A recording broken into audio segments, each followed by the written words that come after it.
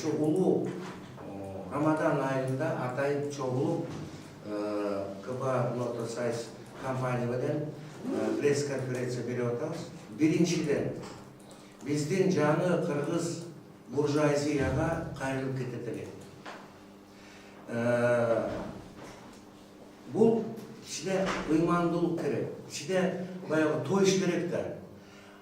25 жылдан бери биздин жаңы буржуазия өздөрүнүн гана чөнтөгүн ойлоп, мамлекеттик чөнтөктү утуп атат. Мынакей карагыла, Салымбеков, канча миллион миллиард налогторду төлөп атат. Канча элдерге спортко тияпка жардам берип атат. Мына Шоро компаниясын карагыла. Ой, чын иштесе болот экен да, акча жетет экен да. Мына ошол эле Газпромду карагыла. Канча миллиард сомду төлөп атат.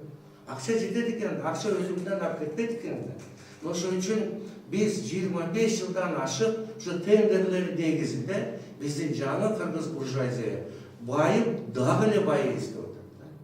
Ошол үчүн биздин прогрессивный налогторду киргизсе болот эле. Ошол биздин байларыбыз кичине эл менен бөлүшүп, кичине мамлекетти да ойлош керек да. Акчанын баарын уже топтоп жетет да эми. Мына мисалы биздин ошол буржуазия IT технология жагында жүргөндөр. Булар биригип алып туруп, ошо биздин демократиянын сөз эркиндигине таянып туруп, өздөрүнүн кызыкчылыгын дайыма өркүнүштөн өткөрүп салат, мыйзамдын негизинен өткөрүп салат. Мынакей премьер-министр Бабанов ошо типографияны курайлы деп постановление чыгаргандан кийин 3 айдан кийин түшүп калды. Башка премьер-министрлерди карагыла. Бул өтө мындай бир коррупциялашкан, байланышкан буржуазия пайда болду. Ошол үчүн мына бүгүнкү күндө керек болсо мына ГКМБнын төрагасы түшүрүп койду.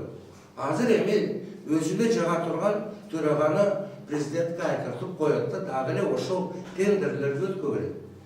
Коррупцияга каршы системалуу күрөшүш керек. Система деген эмне?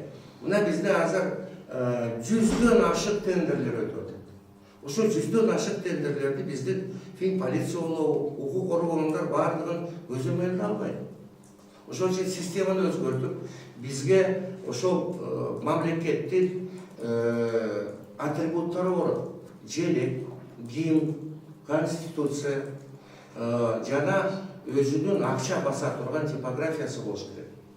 Мынакей азыр нота КБ-дын турат, булар ошол машинелерди чыгарат. Акча чыгарган паспорт, билет, бюллетень, бүт мамлекет чыгара турган ДГЗ деп коет, 250дөн ашык эмени баса турган машиналарды чыгарат.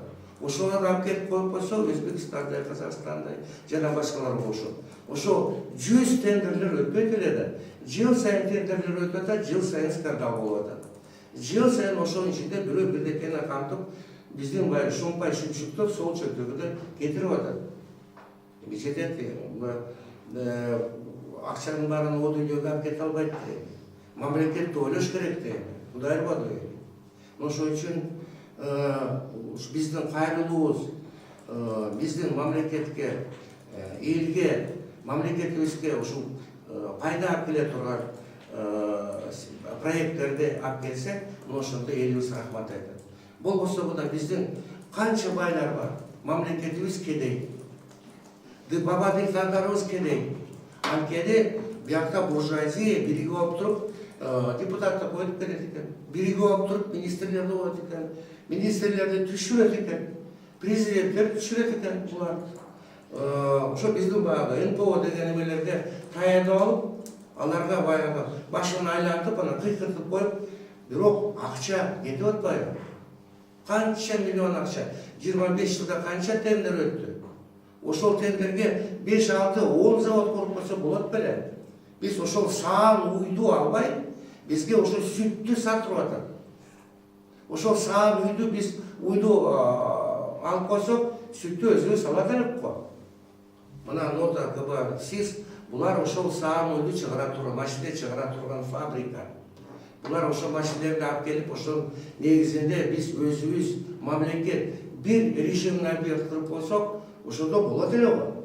Эч бунун кыйыны жок. Албетте азыр мага каршы көптөрү чыгат. Бул биздин мамлекетибиз кичинекей, акча чыгара турган эле. Бул ошо буржуазиянын коррупциялык эмелери пайда турган. Так башкалар да сайратып коет. Ошол үчүн бүгүн эндиги жылы мына шайлоо болот. Ошол үчүн быйыл мына жаңы президент жаңы коррупцияга каршы системалуу деп эле айтып эле жатат. Ошо системага өтпөсөк, бул буржуазия премиялын коет,